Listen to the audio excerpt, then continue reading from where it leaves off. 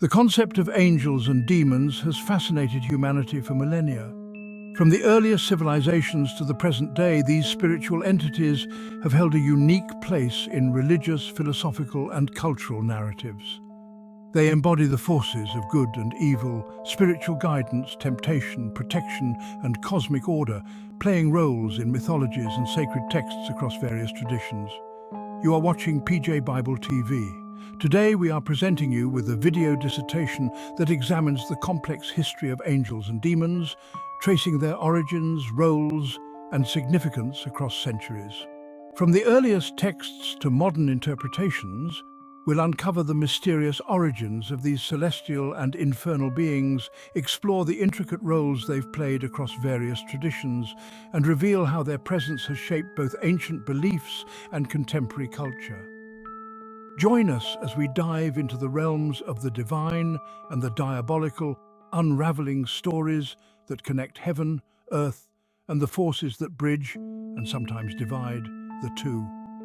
This journey promises to deepen your understanding and perhaps challenge everything you thought you knew about angels and demons. Please don't forget to support the channel and all of our hard work by giving us a like and sharing this video with your friends and family. And if you are new here, I'd like to personally invite you to join our growing community by hitting the subscribe button. Canonical texts, such as the Bible, describe angels as divine messengers or agents of God who operate within a celestial hierarchy and serve various functions, from delivering messages to providing guidance and protection. The term angel itself derives from the Greek word angelos, meaning messenger.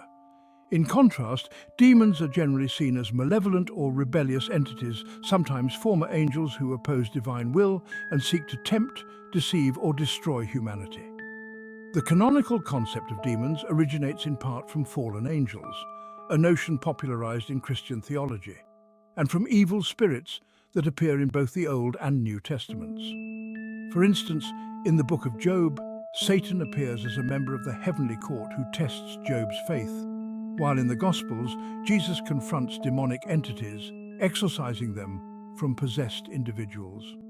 Meanwhile, non-canonical sources, such as the Book of Enoch, provide additional insights, portraying demons as the spirits of the Nephilim, the offspring of fallen angels and human women, who haunt the earth after their physical bodies are destroyed in the flood.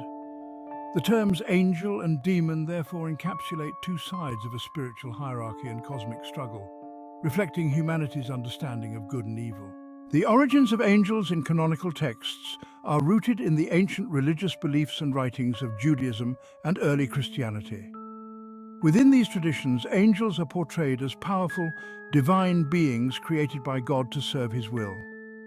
They appear across various books of the Old and New Testaments, taking on roles as messengers, warriors, and guides for humanity. The Old Testament introduces angels in a way that emphasizes their roles as divine agents. The earliest references to angelic beings are found in Genesis, where angels act as messengers and protectors, intervening directly in human affairs. In Genesis 16, for instance, an angel appears to Hagar in the wilderness, providing her with guidance and protection. This portrayal highlights the concept of angels as compassionate intermediaries capable of bridging the divine and human realms. The Old Testament also presents angels in a more authoritative and fearsome light. In the story of Sodom and Gomorrah, two angels arrive to rescue Lot and his family before destroying the city due to its wickedness. Here, angels are not merely passive messengers, but active participants in God's judgment. They demonstrate the capacity to execute divine justice, a theme that would continue in later texts. Another critical Old Testament reference to angels appears in the Book of Job. Here, angels are referred to as sons of God, suggesting a close relationship with the divine. The Hebrew term Bene Elohim, used in this context, implies that angels are beings of a high spiritual order. In Job's narrative, Satan, a figure later understood as a fallen angel, is also among these sons of God, participating in a dialogue with God concerning Job's faith. This depiction of Satan as part of the heavenly court offers a nuanced understanding of angelic beings, presenting them as entities with varied roles and degrees of autonomy within the divine hierarchy. The Old Testament also references specific types of angels, such as the Cherubim and Seraphim. Cherubim first appear in Genesis 3:24, where they are stationed to guard the entrance to the Garden of Eden after Adam and Eve's expulsion.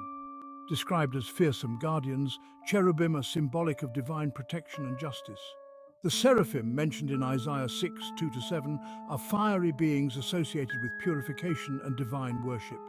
These angels serve as intermediaries between humanity and the divine presence, offering insight into the complex hierarchy and diversity within angelic beings.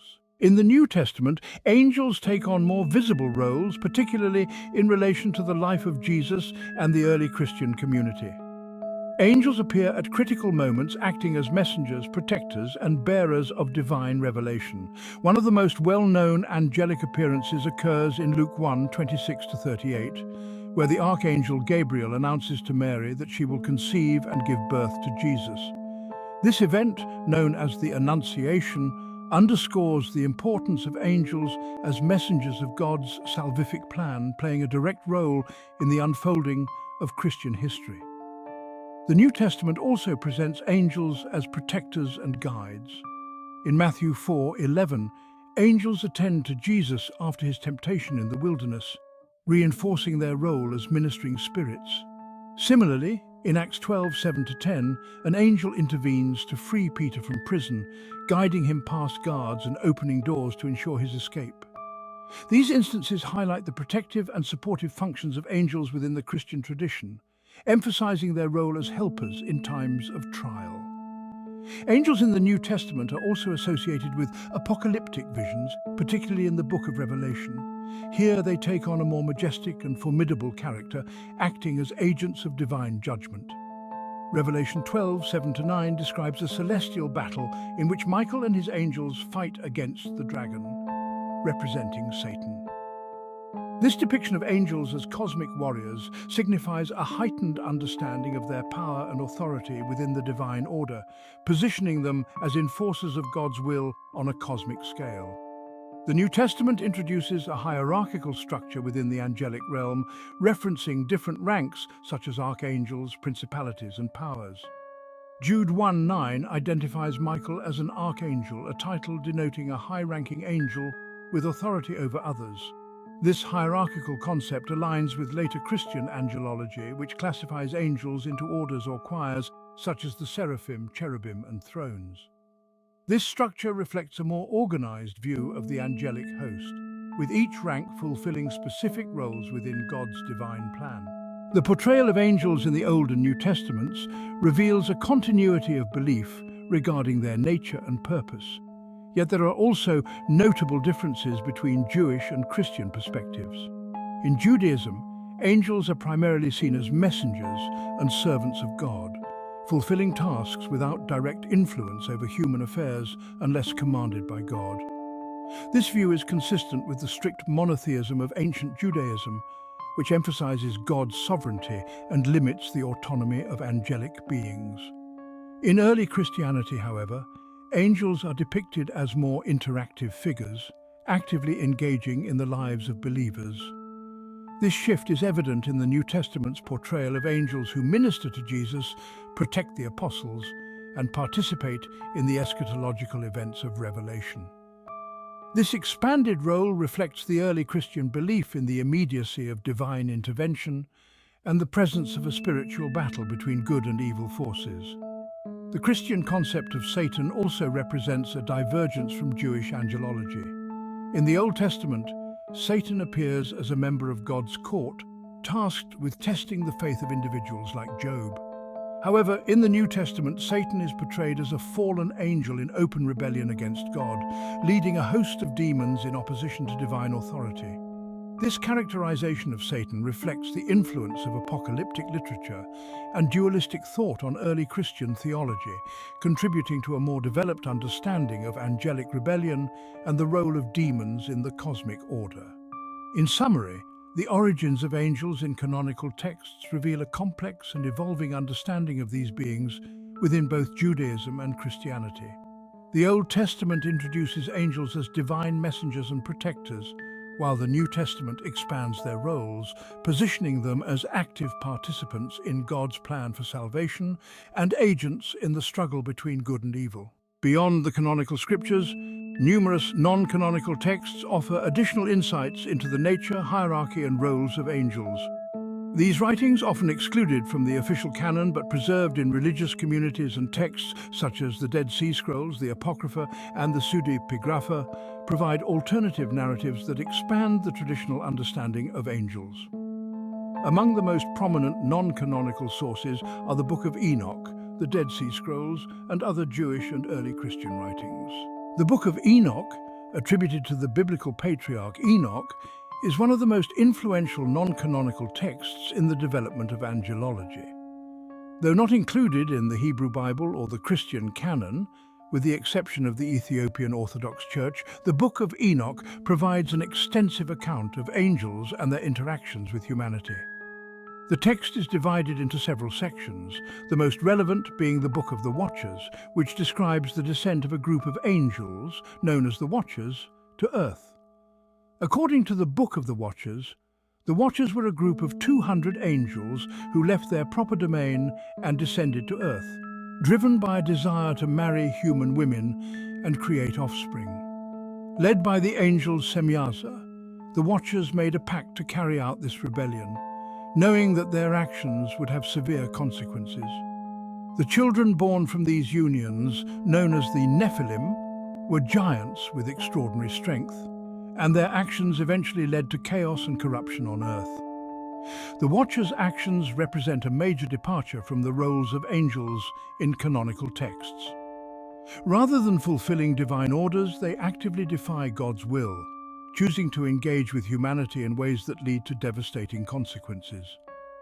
The Book of Enoch also describes how the Watchers imparted forbidden knowledge to humans, teaching them skills in weaponry, cosmetics, astrology, and other arts.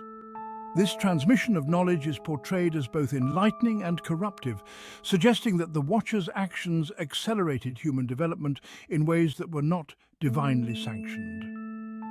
The consequences of the Watchers' rebellion are severe. According to Enoch's narrative, God is angered by the corruption on earth and sends the archangels Michael, Gabriel, Raphael, and Uriel to intervene. These archangels capture and imprison the Watchers in a place of punishment often described as a fiery abyss. This episode, detailed in Enoch chapter 10, introduces the theme of divine retribution and establishes the concept of angels as beings capable of rebellion and moral failure. The imprisonment of the Watchers serves as a warning, highlighting the consequences of defying divine authority. The Book of Enoch thus contributes significantly to the development of angelology by depicting angels as complex beings with free will and the capacity for both good and evil. It also establishes the notion of a cosmic hierarchy, where some angels, such as Michael and Gabriel, are given authority over others. This hierarchical structure would later influence Christian angelology, especially in the classification of angels according to their roles and ranks. The Dead Sea Scrolls, discovered in the mid-20th century in the caves near Qumran, offer further insights into the role of angels in Jewish thought during the Second Temple period. Comprising a wide array of texts, including biblical manuscripts, hymns, and apocalyptic writings, the Dead Sea Scrolls reflect the beliefs and practices of the Essene community, who viewed themselves as a righteous remnant awaiting divine intervention.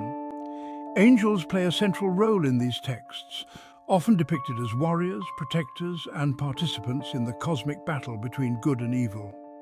One of the most notable texts within the Dead Sea Scrolls is the War Scroll, which describes a final apocalyptic battle between the forces of light, the sons of light, and the forces of darkness, the sons of darkness. In this battle, angels are depicted as active combatants led by the Archangel Michael, who fights on behalf of the righteous. This portrayal of angels as warriors aligns with their depiction in the Book of Enoch, where they act as enforcers of divine judgment. The War Scroll emphasizes the belief that angels are not only messengers, but also defenders of God's people, willing to engage in physical and spiritual combat to ensure the triumph of divine will. Another important text, the Songs of the Sabbath Sacrifice, provides hymns and liturgical texts that describe angelic worship in the heavenly realm. This text offers a detailed account of the angelic hierarchy and their roles in the divine court. It presents angels as beings who continuously praise God, creating an atmosphere of holiness and reverence in the celestial realm.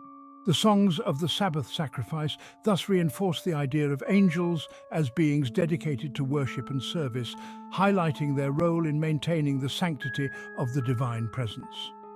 The Dead Sea Scrolls also introduce the concept of angelic intermediaries who act as mediators between God and humanity. The community rule, one of the central texts of the Qumran community, describes how the Essenes believed they were in spiritual communion with angels, particularly during their ritual gatherings. This idea of angelic mediation suggests a more personal and communal relationship between humans and angels, as the Essenes saw themselves as participants in the heavenly worship alongside angelic beings. Through these texts, the Dead Sea Scrolls contribute to a broader understanding of angels as both cosmic warriors and celestial worshippers. The Essene community's emphasis on the role of angels in their daily lives also reflects the belief that angels are active participants in the lives of the faithful, guiding and protecting them as they await the coming of God's kingdom. The Apocrypha and Pseudepigrapha, collections of Jewish and early Christian writings that were not included in the biblical canon, contain numerous references to angels, expanding upon their roles and attributes in unique ways. Among the most significant texts in this regard are the Book of Tobit and 2nd Esdras, both of which introduce distinctive angelic figures and narratives. In the Book of Tobit, an angel named Raphael plays a central role as a guide and healer. Disguised as a human, Raphael accompanies Tobias, the son of Tobit, on a journey to retrieve his father's money and cure him of blindness. Throughout this narrative, Raphael provides protection and guidance, intervening in miraculous ways that reveal his divine nature. Raphael's actions in Tobit highlight the role of angels as healers and companions, offering both physical and spiritual aid to those in need.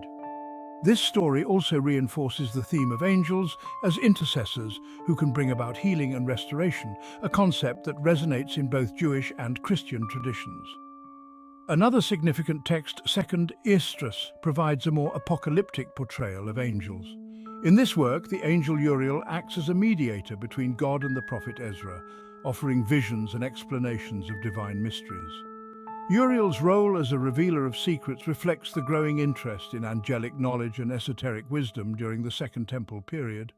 Through his conversations with Uriel, Ezra gains insights into the nature of God, the fate of the righteous and the wicked, and the events that will unfold in the end times.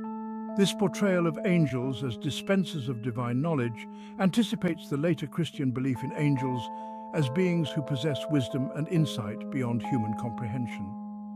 The Pseudepigrapha also contain texts that describe angelic hierarchies and ranks. For example, the Testament of Levi, part of the Testaments of the 12 Patriarchs, provides a vision of heaven, in which Levi sees angels organized into orders, each with specific roles and duties. This hierarchical view reflects the influence of Hellenistic thought on Jewish angelology, as it introduces the idea of a structured celestial order governed by ranks and responsibilities. Charlesworth, 1983. The concept of angelic hierarchy would later become central to Christian angelology, as theologians such as Dionysius the Areopagite and Thomas Aquinas developed systematic classifications of angels. Together, the Apocrypha and Pseudepigrapha offer diverse perspectives on the nature and roles of angels, presenting them as healers, protectors, messengers, and cosmic guides. These texts expand the traditional understanding of angels, incorporating elements of apocalyptic thought, esoteric knowledge, and Hellenistic philosophy, all of which would shape the evolving concept of angels in later Jewish and Christian theology. While angels in canonical texts are generally portrayed as divine messengers and protectors, demons are typically depicted as malevolent forces that oppose God and humanity. Unlike angels, demons are not explicitly created by God in these texts, and their origins are often implied rather than directly stated.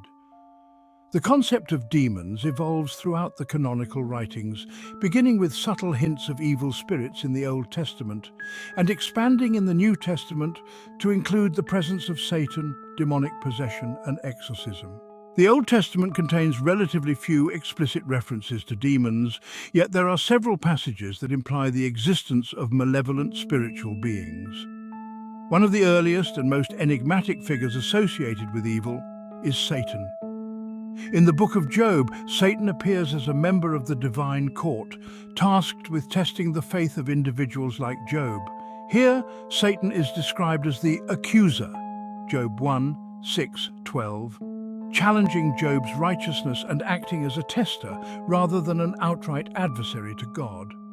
The Hebrew term Satan, meaning adversary or accuser, does not necessarily imply an inherently evil being in this context. Rather, it suggests a role within the divine order. Collins, 1997. As the Old Testament progresses, other references to evil spirits emerge, though they are not always described explicitly as demons. For example, in 1 Samuel 16:14, 23, a distressing spirit from the Lord is sent to torment King Saul after he loses God's favor. This troubling spirit causes Saul to act irrationally and violently, leading to a sense of oppression that only David's music can soothe. This passage illustrates the belief that spirits could influence human behavior, yet it also raises questions about the nature and origin of these spirits, as they are portrayed as being sent by God. This complicates the concept of malevolent spirits in the Old Testament, where they are often depicted as agents of divine judgment rather than autonomous forces of evil. Another significant reference occurs in Deuteronomy 32:17, where it is written that the Israelites sacrificed to demons Shedim, not to God.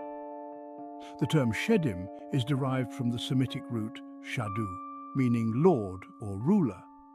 This term likely referred to foreign gods or spiritual entities worshipped by neighboring cultures. In this context, demons are depicted as false gods or idols to whom the Israelites turn in times of spiritual unfaithfulness.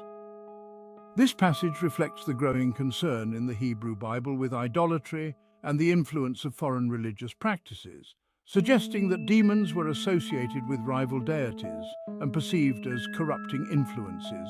Parker, 1996. The Old Testament also contains references to supernatural beings such as Lilith, mentioned in Isaiah 34:14. Though Lilith is not explicitly described as a demon in the biblical text, later Jewish traditions portray her as a demonic figure associated with the night and temptation. This early reference to Lilith reveals the ambiguous nature of demonic figures in the Old Testament, where they exist on the periphery of the divine order but are not fully developed as autonomous evil entities.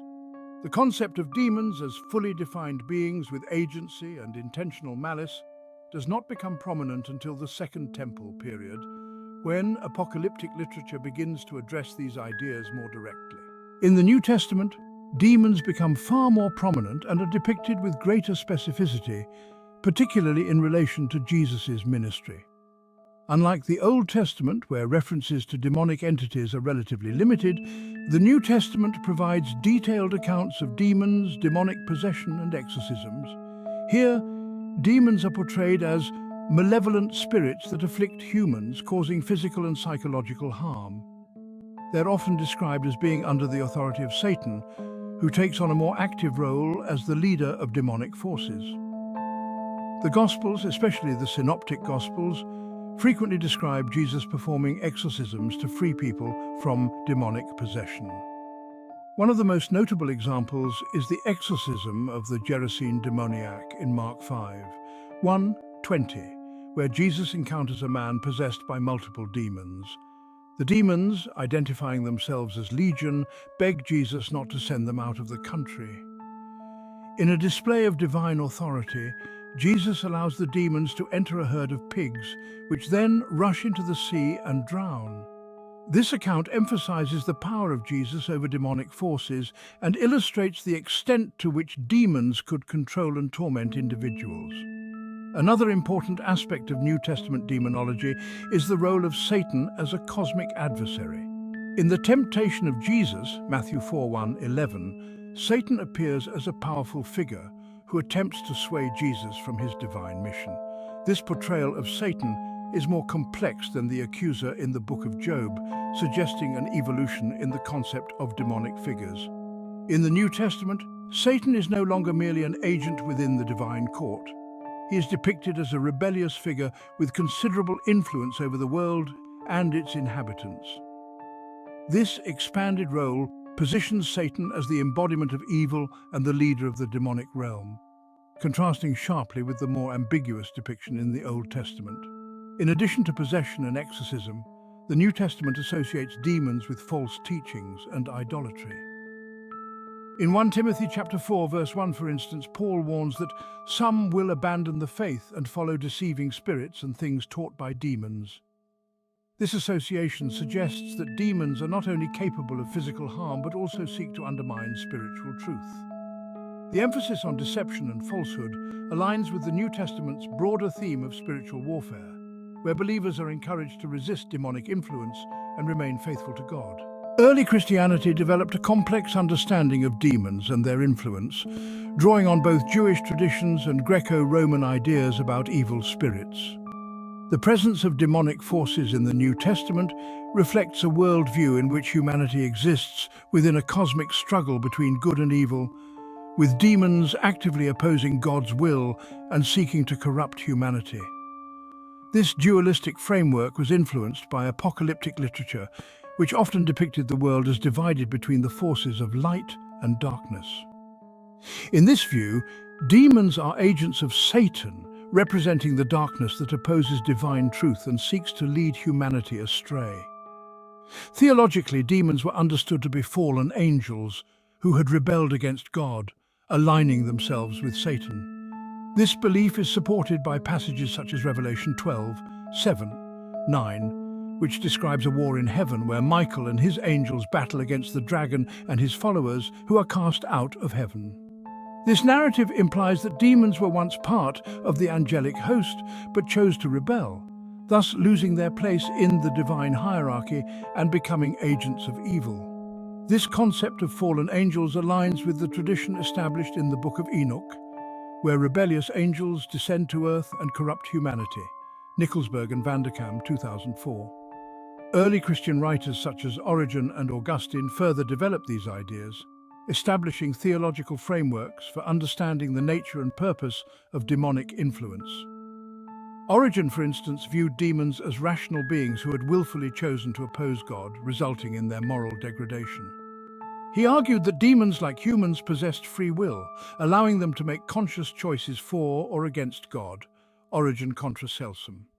Augustine, in his work City of God, argued that demons were fallen beings who were originally created as good but became evil through their rebellion. For Augustine, demons served as agents of temptation and deception, leading people away from God's truth and towards sin. This theological understanding of demons as fallen beings with agency and purpose shaped the Christian worldview, where the battle between good and evil was seen as both cosmic and personal. Demons were not merely abstract symbols of evil, they were real, active forces that could influence human behavior and society. This belief in demonic influence contributed to the development of practices such as exorcism and spiritual warfare, where Christians sought to protect themselves from demonic forces through prayer, fasting, and adherence to God's teachings. In summary, the canonical texts present a view of demons as malevolent spirits associated with Satan, existing in opposition to God and humanity. The Old Testament provides hints of demonic influence, while the New Testament expands upon these ideas, portraying demons as agents of possession, deception, and rebellion. This framework of demonic influence would become central to early Christian theology, establishing a foundation for understanding the cosmic struggle between good and evil. While canonical texts provide a foundational understanding of demons, non-canonical sources delve further into their nature, origins, and impact on humanity. Writings such as the Book of Enoch, the Dead Sea Scrolls, and various apocryphal texts introduce detailed demonologies, exploring the complex relationships between demons, fallen angels, and humanity. These sources also reflect cultural and religious influences that shaped early Jewish and Christian beliefs about evil and the supernatural. The Book of Enoch, a pivotal text for understanding early Jewish demonology, provides one of the most extensive accounts of fallen angels and their offspring, the Nephilim. Although not included in the Jewish or most Christian canons, the Book of Enoch held significant influence over Jewish apocalyptic thought and is still recognized as canonical within the Ethiopian Orthodox Church. The text's Book of the Watchers section describes the descent of 200 angels led by Semyaza, who defied divine boundaries by coming to Earth and interacting directly with humanity. Nicolsburg and Vanderkam, 2004. The fallen angels, referred to as the Watchers, engage in relationships with human women, producing a race of giants known as the Nephilim. These beings possess superhuman strength and intelligence, but are also characterized by violence and corruption. According to Enoch 15:8 and 12, the spirits of the Nephilim, after their physical destruction in the flood, become wandering demons that plague humanity. This passage provides an origin story for demons, positioning them as restless spirits born from a corrupted lineage that defied divine order. The Watchers' rebellion in the Book of Enoch is significant because it frames demons not as original creations of evil, but as beings born from moral transgression and divine disobedience. The Watchers impart forbidden knowledge to humans, teaching them skills in metallurgy, weapon-making, and sorcery. This knowledge, while beneficial in some respects, is portrayed as corruptive, suggesting that the fallen angels accelerated human advancement in ways that were spiritually damaging. This theme reflects a dualistic view of knowledge as both empowering and dangerous, underscoring the belief that some truths are beyond the intended reach of humanity. The fate of the Watchers and their offspring reflects a model of divine justice. After witnessing the corruption brought by the Nephilim, God commands the Archangels, Michael, Raphael, Gabriel, and Uriel, to capture the Watchers and bind them in a place of punishment until the final judgment. The spirits of the Nephilim, however, remain on earth as disembodied demons, bound to roam and afflict humanity. This narrative solidifies the connection between the Watchers' rebellion and the origin of demonic spirits, establishing a framework for understanding demons as corruptive forces with roots in an angelic fall. Charlesworth, 1983. The Dead Sea Scrolls, discovered near Qumran in the mid-20th century, include a variety of texts that reference demonic entities and spiritual warfare. These writings, preserved by the Essene community, reflect an intense focus on purity and preparation for an eschatological conflict between the forces of light and darkness. The scrolls introduce a dualistic worldview where demonic forces led by Belial, or the Prince of Darkness, are positioned as antagonists to God and his angelic host. In the War Scroll, the Essenes describe a final apocalyptic battle between the Sons of Light and the Sons of Darkness. This text assigns demons a role within the armies of darkness, aligning them with Belial, who is often depicted as a fallen angel or demonic prince.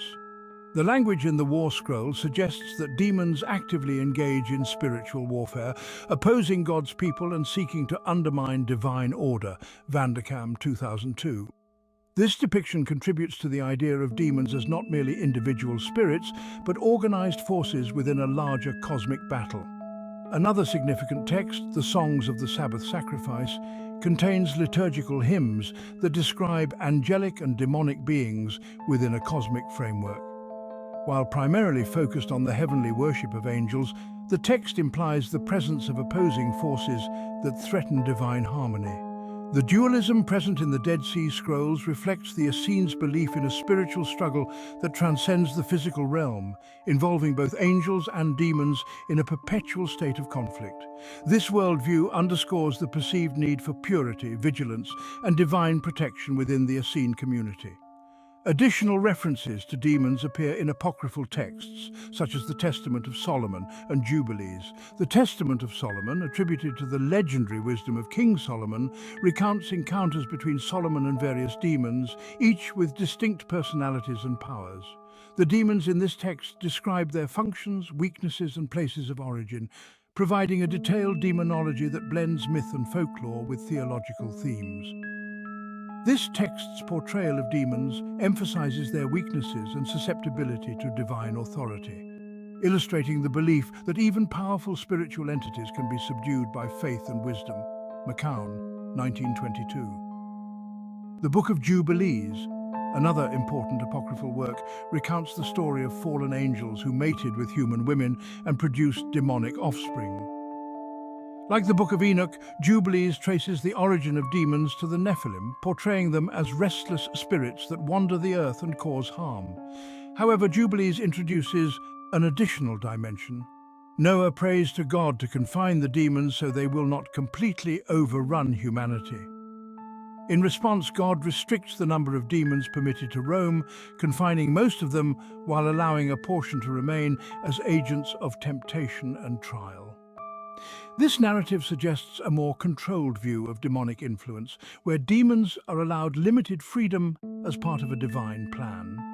Charlesworth, 1983. The demonology of non-canonical texts is shaped by cultural and religious influences that extend beyond traditional Jewish beliefs.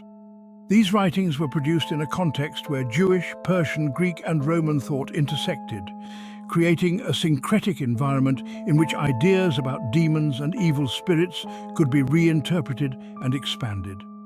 This cultural exchange contributed to the evolution of demonology, blending native religious concepts with foreign influences.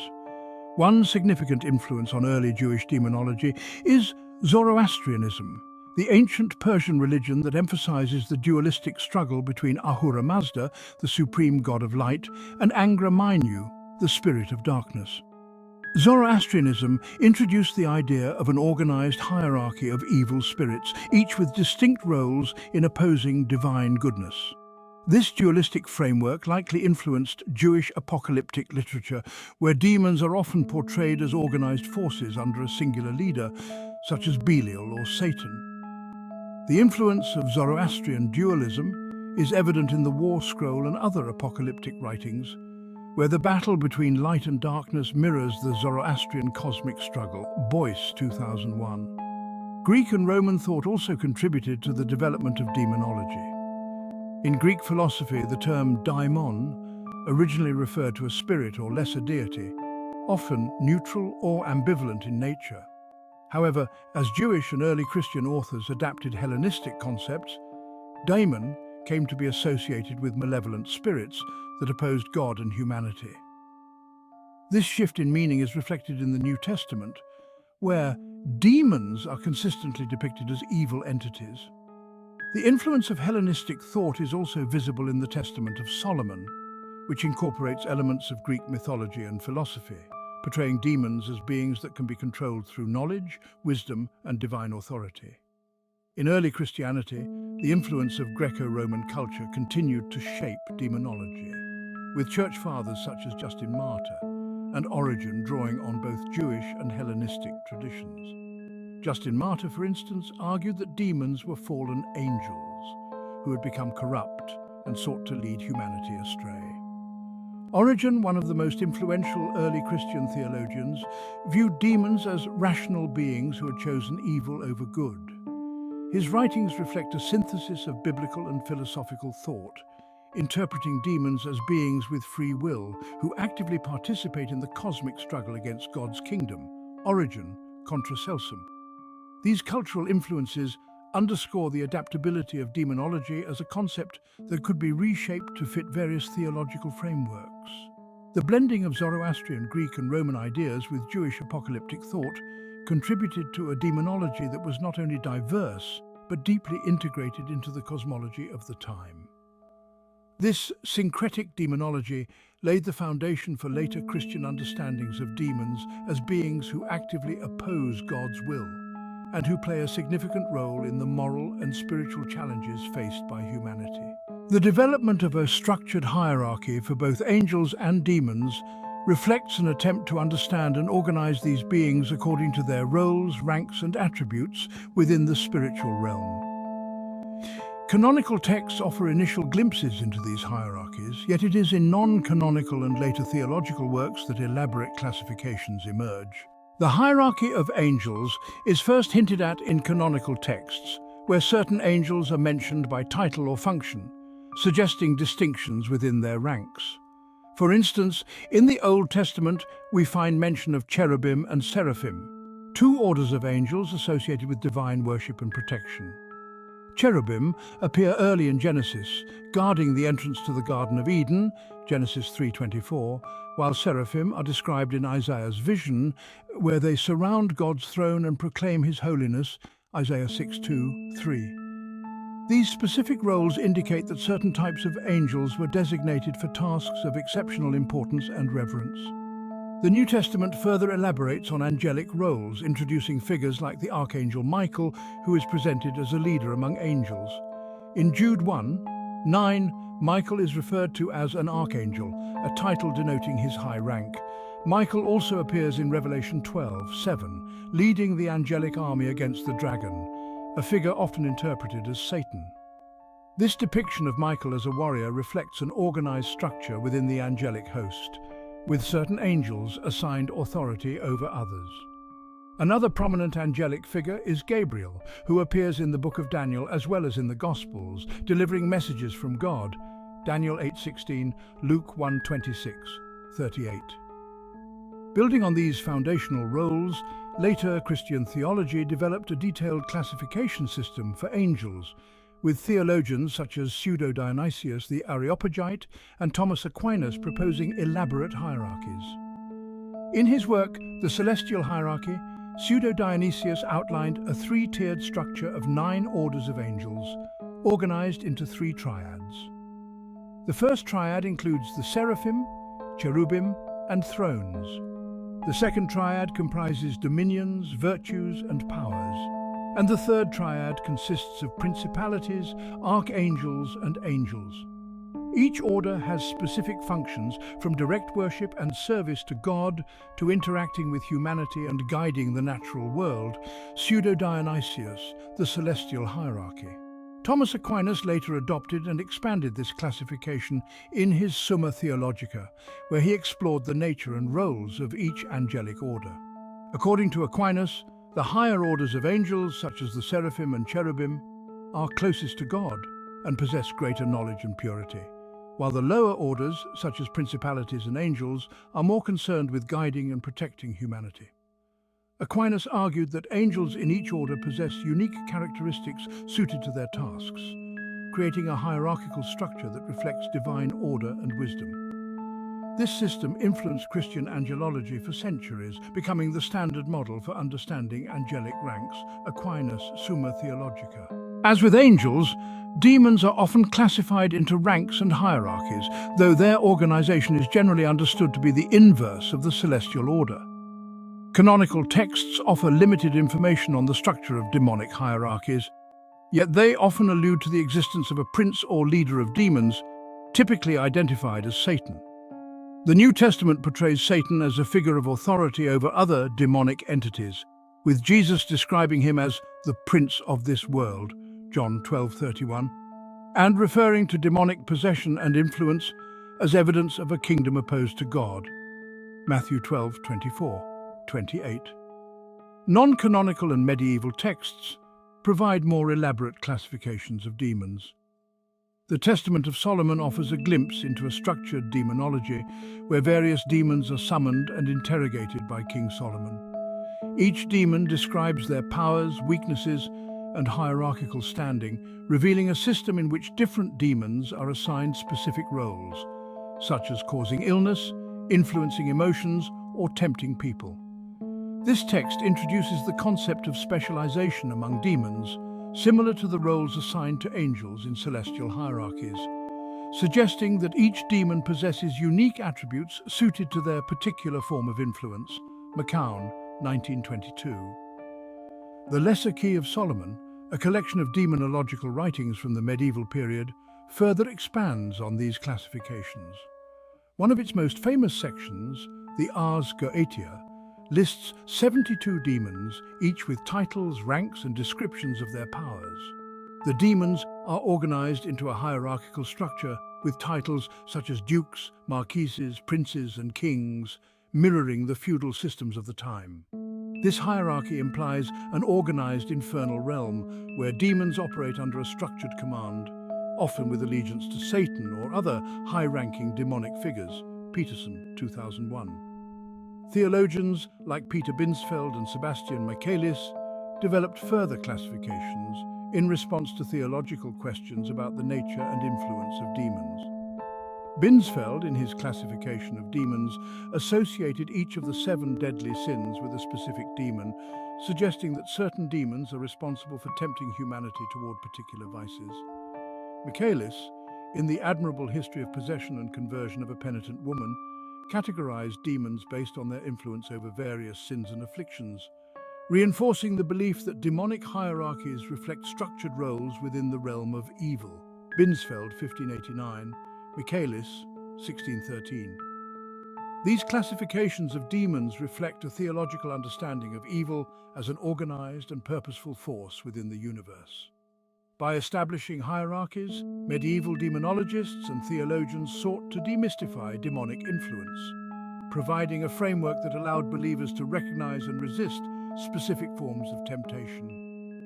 This structured view of demonic forces also served to reinforce the need for spiritual vigilance, as each demon represented a distinct threat to one's moral and spiritual well-being. The development of angelic and demonic hierarchies reflects the human desire to understand and systematize the spiritual realm. The organization of angels into ranks, from Seraphim to Archangels, emphasizes their alignment with divine order, while the hierarchical structure of demons highlights their opposition to that order. In both cases, these hierarchies represent a moral and cosmic structure in which each being has a defined role, whether as an agent of divine will or as an adversary seeking to disrupt God's plan. The hierarchical structure of angels is often portrayed as a reflection of God's wisdom and justice, with each order possessing unique characteristics suited to its function. The higher orders, such as Seraphim and Cherubim, are depicted as beings of immense purity and knowledge, symbolizing the highest ideals of divine service. Lower orders, such as Archangels and Angels, are more directly involved with humanity, acting as messengers, guides, and protectors. This structure underscores the idea that each angel has a specific purpose in the divine plan, contributing to the harmonious functioning of the cosmos. In contrast, the hierarchy of demons is characterized by disorder and rebellion. Although demons may operate within a structured system, their hierarchy is often depicted as unstable, with frequent power struggles and a lack of genuine loyalty among its members. This view of demonic hierarchies reflects the belief that evil is inherently chaotic and self-destructive, lacking the unity and coherence of the divine order. Demonic ranks from lesser spirits to princes of hell serve to illustrate the multifaceted nature of evil, which manifests in various forms but ultimately seeks to corrupt and deceive. Russell, 1981. The comparative study of angelic and demonic hierarchies reveals the dualistic nature of the spiritual realm within Judeo-Christian thought. Angels embody order, unity, and purity, while demons represent chaos, division, and corruption. The existence of these parallel structures reinforces the belief in a cosmic struggle between good and evil, where each hierarchy serves a distinct role in the unfolding drama of salvation and damnation. This dualism is central to the theology of early Christianity and continues to influence modern interpretations of angels, demons, and the spiritual battles they represent. Throughout religious history, interactions between angels, demons, and humanity have shaped spiritual beliefs, influenced cultural narratives, and reinforced moral values. Canonical texts depict angels as benevolent messengers and protectors, while demons are shown as malevolent forces causing harm and temptation. These interactions reflect the duality of good and evil in human experience, emphasizing the role of free will and divine intervention. Angelic beings are frequently portrayed as divine messengers who deliver guidance, protection, and support to humanity. In the Old Testament, angels appear to key figures offering counsel or reassurance on God's behalf. For example, the angelic visitation to Abraham in Genesis 18 not only brings a message about the birth of Isaac, but also warns of Sodom and Gomorrah's impending destruction. This encounter emphasizes the role of angels as both messengers and protectors, bridging the divine and human realms. In the New Testament, angels play similarly vital roles, particularly in the life and mission of Jesus. The angel Gabriel, for instance, appears to Mary to announce her role as the mother of the Messiah. Luke 1:26, 38. Here, the angel's message is one of divine favor and reassurance, emphasizing God's active involvement in human affairs. After Jesus' birth, an angel warns Joseph to flee to Egypt to protect the child from King Herod's wrath. Matthew 2:13, 15. This protective role illustrates angels' commitment to safeguarding those chosen by God for a special purpose. Angelic protection is also evident in the narratives of the early Christian community. In Acts 12, 6, 11, an angel frees Peter from prison, guiding him past guards and opening the prison gate. This act of divine intervention highlights the protective functions of angels in times of crisis, demonstrating that angels can actively shape events to fulfill God's plan. Such instances reinforce the belief that angels serve as guardians, not only providing spiritual comfort, but also physically intervening when necessary. Beyond canonical accounts, non-canonical texts expand on the idea of guardian angels. In the Book of Tobit, Raphael accompanies Tobias on a journey, offering guidance, protection, and healing. Raphael's role exemplifies the belief in personal guardian angels who guide and protect individuals on their spiritual paths. This concept of guardian angels became a significant element of Christian belief, with the idea that every person has an assigned angel who watches over them, providing a sense of divine companionship and security. The phenomenon of demonic possession and exorcism is most prominently featured in the New Testament, where Jesus frequently encounters and exorcises demons. Possession is described as a state in which an individual is overtaken by a malevolent spirit, leading to physical, mental, or emotional affliction. Demonic possession symbolizes the invasive nature of evil, where demons attempt to undermine an individual's free will and disrupt their spiritual well-being. One of the most striking accounts of possession and exorcism occurs in the Gospel of Mark, where Jesus encounters the Gerasene demoniac, a man possessed by multiple demons who identify themselves as Legion. Mark 5:1-20. Jesus commands the demons to leave the man, allowing them to enter a herd of pigs, which subsequently drown in the sea. This dramatic scene emphasizes Jesus' authority over demonic forces and illustrates the transformative power of exorcism in restoring individuals to physical and spiritual health. Exorcisms are also portrayed as acts of spiritual liberation. In Matthew 17:14-20, a boy possessed by a demon that causes seizures is brought to Jesus. After his disciples fail to exorcise the demon, Jesus casts it out, explaining that such spirits can only be expelled through prayer and faith. This passage underscores the belief that demons can be confronted and overcome through spiritual dedication and divine authority, reinforcing the power of faith in resisting evil. In the early Christian community, exorcism became a recognized practice, with specific prayers and rituals developed to confront demonic forces. The Didache, an early Christian text, references exorcism as a practice among believers, suggesting that exorcists were considered vital members of the community. Exorcism rites evolved over time, eventually becoming formalized within the church, with priests and religious officials granted authority to perform them. These rites often involve prayers, holy water, and invocations of divine power, emphasizing the church's role in combating demonic influence. Non-canonical texts, such as the Testament of Solomon, also provide insights into demonology and exorcism. In this text, King Solomon is granted a magical ring by the Archangel Michael, enabling him to summon and control demons. Through his encounters with various demons, Solomon learns their weaknesses and the methods for exorcising them, revealing a detailed demonology that blends folklore and religious tradition. This portrayal of Solomon as an exorcist reflects a broader cultural belief in the power of wisdom and divine assistance to subdue demonic forces. The interactions between angels, demons, and humanity underscore the belief in free will as a central aspect of spiritual life. While angels and demons represent opposing forces of influence, they do not negate human agency. Rather, these interactions highlight the tension between divine assistance, temptation, and individual choice, with humanity positioned at the center of this cosmic struggle. Angels often provide guidance, but they do not compel obedience.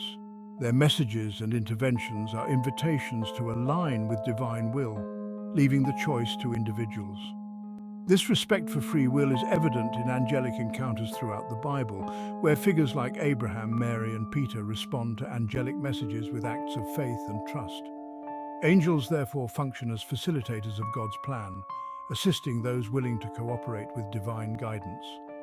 Demons, on the other hand, attempt to subvert free will by deceiving, tempting, or possessing individuals. The Gospels portray demons as entities that seek to exploit human weaknesses, leading individuals away from spiritual truth. Yet even in cases of possession, the act of exorcism restores the individual's autonomy, symbolizing the power of divine grace to overcome evil and reaffirm human freedom. This theme reinforces the notion that, while demonic forces are real and influential, they can ultimately be defeated through faith and divine intervention. The concept of free will is further explored in theological writings, where church fathers such as Augustine and Aquinas emphasized the importance of human choice in the battle between good and evil. Augustine argued that demons have power only insofar as individuals choose to succumb to temptation, suggesting that sin results from voluntary alignment with evil rather than external compulsion. Augustine, Confessions. Aquinas expanded on this idea, asserting that angels and demons can influence thoughts and desires, but cannot override human reason and will. Aquinas, Summa Theologica. These perspectives highlight the belief that spiritual beings interact with humanity through persuasion rather than force, allowing individuals to exercise moral responsibility. In early Christianity, the concept of spiritual warfare emerged as a way to frame the ongoing struggle between good and evil within the human soul. This notion is evident in Paul's letter to the Ephesians, where he advises believers to put on the whole armor of God to stand against the spiritual forces of evil. Ephesians 6:11-12. The imagery of armor and battle emphasizes the active role of believers in resisting demonic influence, portraying the Christian life as a journey of faith, vigilance, and resilience. Through prayer, moral integrity, and divine support, individuals are encouraged to resist both demonic and worldly temptations, strengthening their alignment with divine will. Ultimately, the balance of influence between angels, demons, and humanity reflects a theology in which free will is paramount. Angels and demons serve as agents within the divine drama, each representing the possibilities of moral ascent or descent. However, the decision to follow divine guidance or succumb to temptation rests with humanity.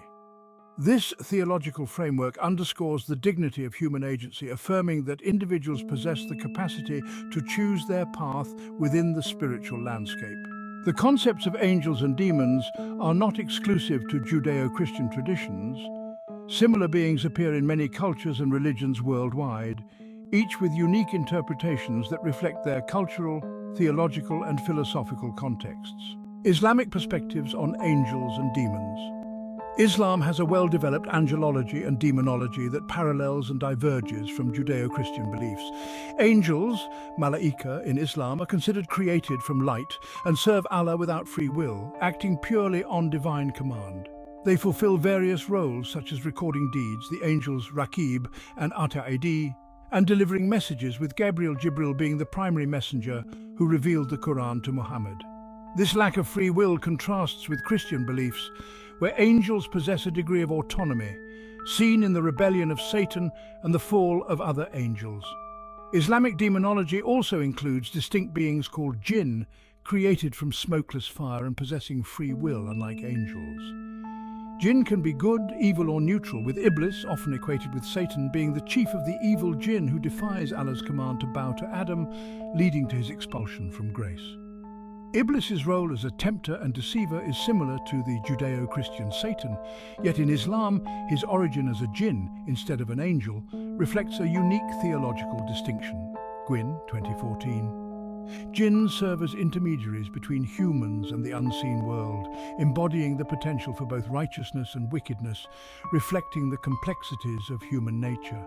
Zoroastrianism, one of the world's oldest monotheistic religions, presents a dualistic framework that significantly influenced later demonologies. In Zoroastrian belief, Ahura Mazda, the wise lord, embodies good and is opposed by Angra Mainyu, the destructive spirit, the source of evil. This dualism is embodied in the concept of Yazatas, worthy ones, who serve Ahura Mazda, and Druj, lies or demons, who align with Angra Mainyu. These forces are locked in a cosmic struggle, with the ultimate victory of good predestined, reflecting an eschatological vision similar to the Christian end times. Boyce, 2001. The Zoroastrian influence on Jewish apocalyptic literature, particularly during the Babylonian exile, likely contributed to the development of Jewish and Christian concepts of angels and demons.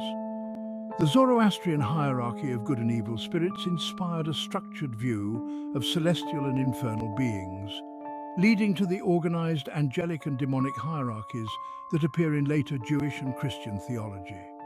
For example, the Archangel Michael's role as a cosmic protector in Christianity echoes the Zoroastrian belief in spiritual guardians who aid the forces of light in the cosmic battle. The religious traditions of the ancient Near East, including Mesopotamian, Egyptian, and Canaanite cultures, also influenced early concepts of angels and demons. Mesopotamian mythology, for instance, featured benevolent and malevolent spirits like the Lamassu, protective deities, and Utuku, evil spirits. The Sumerian god Enki was believed to command various spirits, some of whom protected humanity, while others, like the demon Pazuzu, were considered harmful but could be warded off by invoking higher powers. In Egypt, protective deities such as Bees and Sekhmet guarded individuals and homes, while harmful spirits or demons threatened order and needed to be controlled through magic and ritual.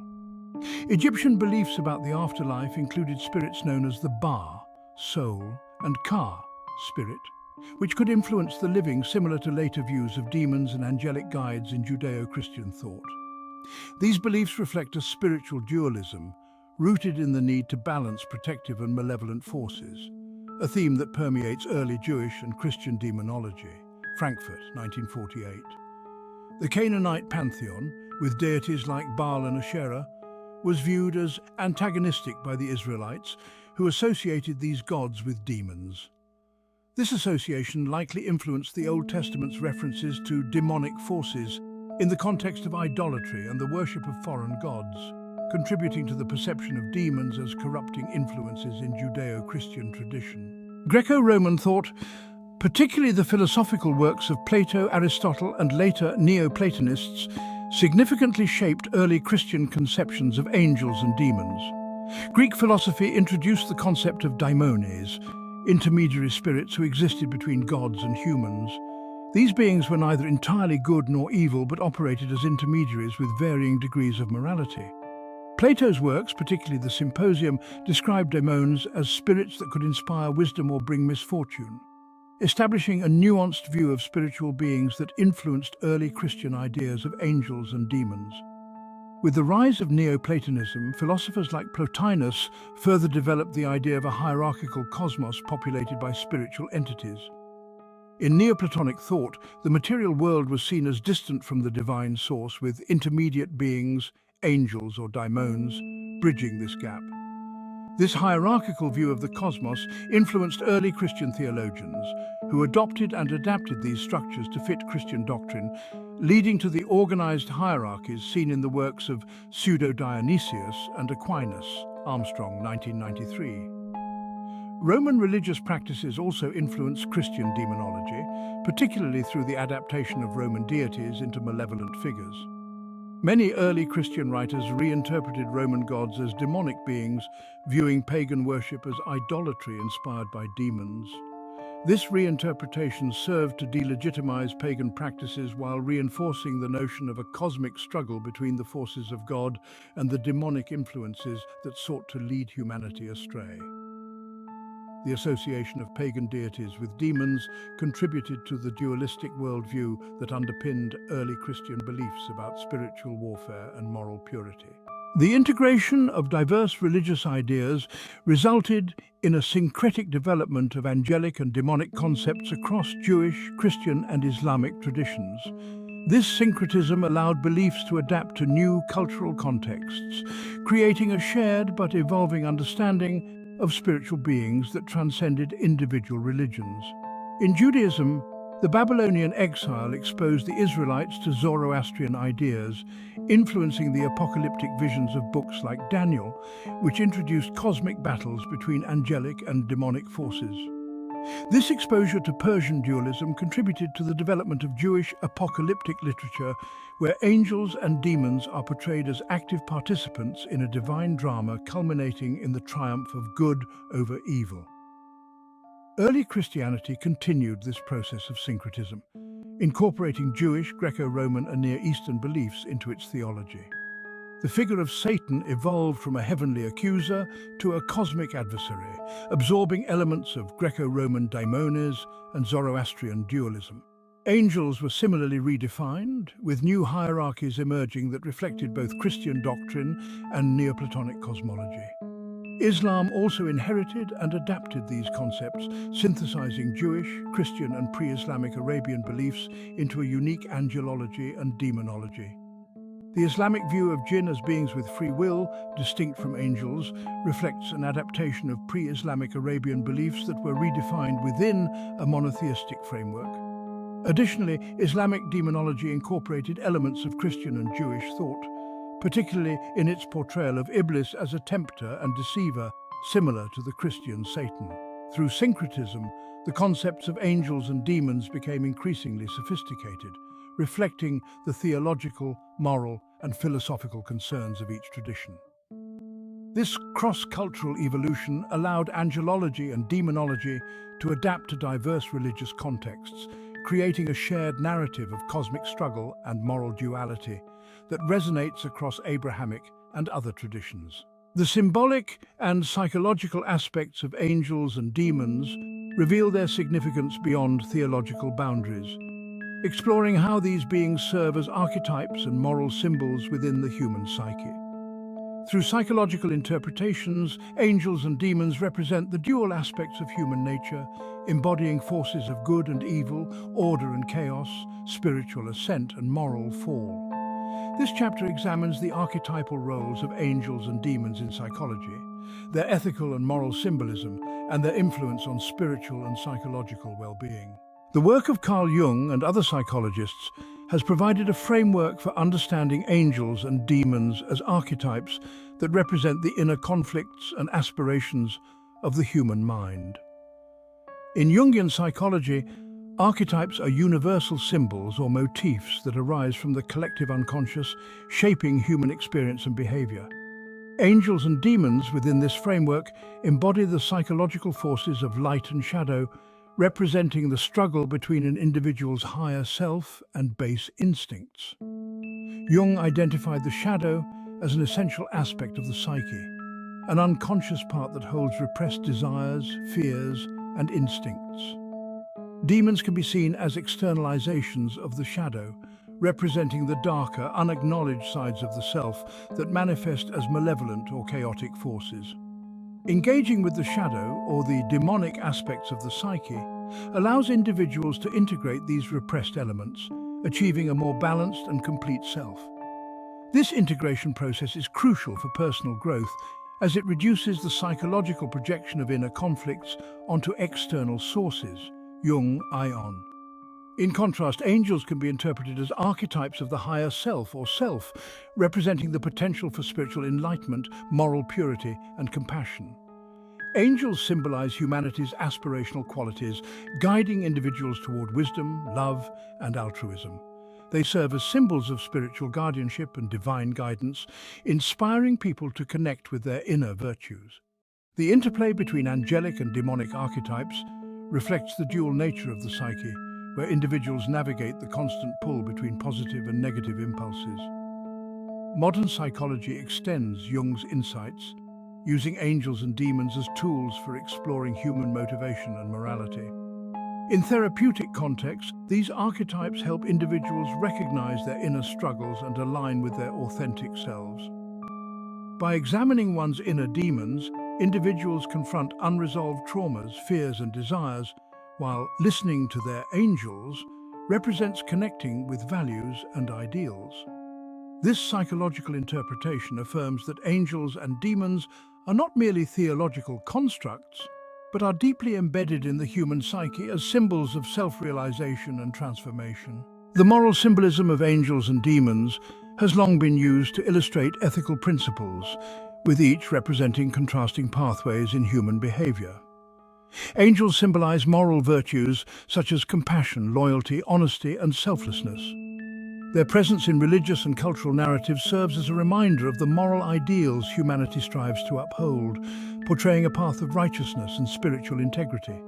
Demons, on the other hand, embody vices such as pride, envy, wrath, and greed, highlighting the consequences of moral corruption. This moral symbolism is evident in the portrayal of angels as guardians of the innocent and messengers of divine truth. Throughout biblical and mythological narratives, angels are sent to protect, heal, and guide humanity, reinforcing the idea that aligning with virtues brings harmony and fulfillment. The angelic qualities of mercy and protection, seen in figures like Raphael in the Book of Tobit, illustrate how angels act as moral exemplars, reminding humanity of the importance of empathy and righteousness. Demons serve as moral warnings, symbolizing the destructive effects of succumbing to base desires and selfishness. The seven deadly sins, often associated with specific demons in Christian demonology, illustrate how these vices can lead to spiritual and psychological ruin. For instance, the demon Asmodeus is traditionally linked to lust, while Mammon is associated with greed. These associations reflect the belief that demonic forces embody humanity's worst impulses, tempting individuals away from moral virtue. This symbolism serves an ethical purpose, reminding individuals to remain vigilant against the allure of selfishness and vice. Russell, 1981. The dual symbolism of angels and demons reflects a worldview in which moral choices have profound consequences, not only spiritually but also psychologically. By aligning with the angelic aspects of their character, individuals cultivate virtues that lead to inner peace and fulfillment. Conversely, allowing demonic impulses to dominate can lead to inner conflict, dissatisfaction, and eventual harm to oneself and others. This ethical framework encourages individuals to strive for moral excellence, presenting angels and demons as powerful motivators for ethical behavior. Beyond moral and psychological interpretations, angels and demons also influence human spirituality, representing the forces of light and darkness within the soul's journey. In many spiritual traditions, the encounter with angels symbolizes a call to transcendence, while the encounter with demons represents the challenge of confronting one's fears and attachments. This duality reflects the soul's journey toward unity with the divine, where angels assist in spiritual ascent and demons represent the obstacles that must be overcome. In mystical traditions, angels are often seen as intermediaries between the divine and the human soul, guiding individuals through stages of spiritual enlightenment. Christian mystics such as Saint Teresa of Avila and St. John of the Cross describe encounters with angelic beings who help them progress towards divine union. These accounts reflect a belief in angels as spiritual guides who assist the soul in navigating the stages of purification, illumination, and unification. The angelic archetype embodies humanity's potential for spiritual transcendence, serving as a model for those seeking closeness with the divine. Underhill, 1999. Demons, by contrast, are frequently associated with the ego, attachments, and illusions that hinder spiritual growth. The demonic aspects of the psyche represent fears, desires, and doubts that prevent individuals from reaching their higher potential. Confronting these inner demons is a key aspect of spiritual practice in many traditions. For instance, in Buddhist teachings, Mara is a demonic figure who tempts the Buddha with worldly desires as he meditates toward enlightenment. This narrative illustrates how demons symbolize the internal barriers that must be transcended to attain spiritual liberation. The symbolic struggle between angels and demons within the soul echoes the universal themes of light and darkness, unity and separation. In Christianity, this struggle is framed as spiritual warfare, where believers are called to resist the temptations of Satan and align themselves with the virtues represented by angels. In other traditions, the journey towards self-realization or enlightenment requires individuals to overcome the demonic elements within themselves. integrating their fears and attachments to achieve inner harmony. Angels and demons thus serve as archetypes for the spiritual journey, where individuals confront their inner conflicts, seek balance, and aspire to transcend their limitations. This symbolic narrative affirms that the human soul is a battleground for conflicting impulses, yet also possesses the potential for divine union and inner peace. Angels and demons, as symbols of spiritual ascent and moral fall, offer a framework for understanding the transformative power of self-awareness, virtue, and inner harmony. Angels and demons continue to hold significant roles in contemporary religious practices, literature, media, and popular culture. Despite the shifting spiritual landscape, these beings remain embedded in modern consciousness, symbolizing the ongoing human fascination with the supernatural, moral dualism, and the mysteries of existence. This chapter explores the presence of angels and demons in modern popular culture, their roles in contemporary religious practice, and their broader cultural impact and relevance. Angels and demons have become ubiquitous in modern entertainment, appearing in literature, movies, television, video games, and art. Contemporary depictions of these beings often draw upon traditional religious beliefs while adapting them to modern themes, creating interpretations that resonate with audiences seeking both escapism and moral reflection. In literature, angels and demons are frequently portrayed as complex, multifaceted characters that defy traditional moral binaries. Works like Philip Pullman's His Dark Materials and Neil Gaiman and Terry Pratchett's Good Omens challenge conventional notions of good and evil, presenting angels and demons as flawed beings grappling with ethical dilemmas. This shift reflects a modern fascination with moral ambiguity, where angels and demons serve as vehicles for exploring nuanced perspectives on morality, free will, and human nature. Television and film have also contributed to the evolution of angelic and demonic figures. Shows like Supernatural, Lucifer, and Buffy the Vampire Slayer reimagine these beings as characters with distinct personalities, backstories, and motivations. In these narratives, demons are often depicted as anti-heroes or sympathetic figures, while angels are sometimes portrayed as bureaucratic or detached from human concerns. This subversion of traditional roles reflects a modern skepticism toward absolute moral categories, inviting audiences to question the nature of good and evil.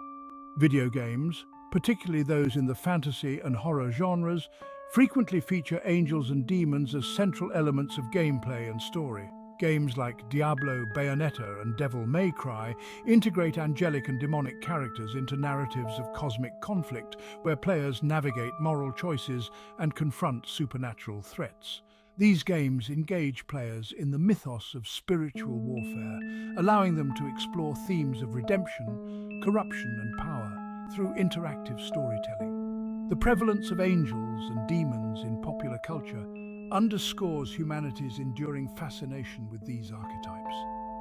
Through books, films, and games, modern audiences engage with themes of duality, justice, and the supernatural, exploring personal and societal questions in a format that combines entertainment with moral reflection. In addition to their cultural representations, angels and demons remain integral to religious practice, particularly within Christianity, Islam, and New Age spirituality. These beings continue to be perceived as real, active forces that influence human life and provide insight into the nature of the divine. In Christianity, the belief in guardian angels persists as a source of comfort and protection. Many Christians continue to pray to angels for guidance and intercession, viewing them as divine helpers who offer support during difficult times. The concept of spiritual warfare, where believers engage in prayer and rituals to resist demonic influence, also endures in various Christian denominations, particularly within Pentecostal and charismatic traditions.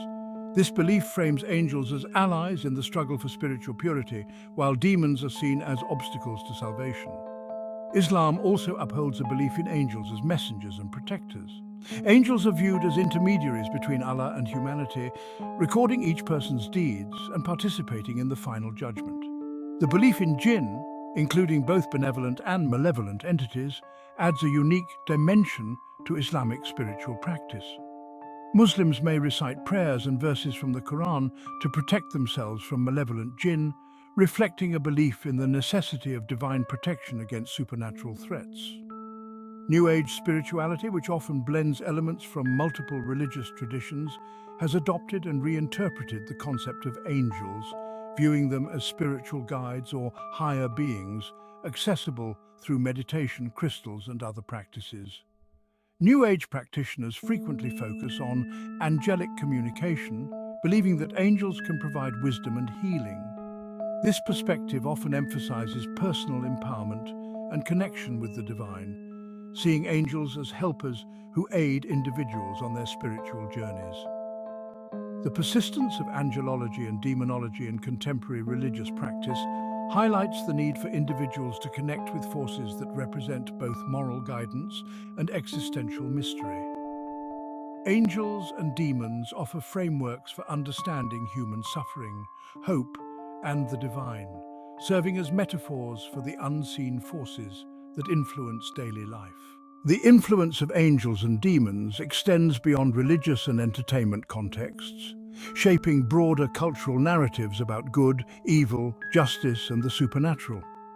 These beings have come to symbolize universal aspects of the human experience, offering metaphors for inner conflict, resilience, and the search for meaning in a complex world. The cultural impact of angels is particularly evident in the ways they are invoked as symbols of compassion, hope, and resilience. Memorials, art installations, and charities often use angel imagery to convey messages of comfort and solidarity.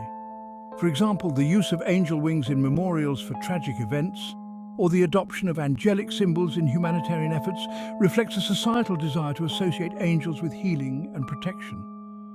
This association reinforces the perception of angels as benevolent forces that provide solace during times of crisis.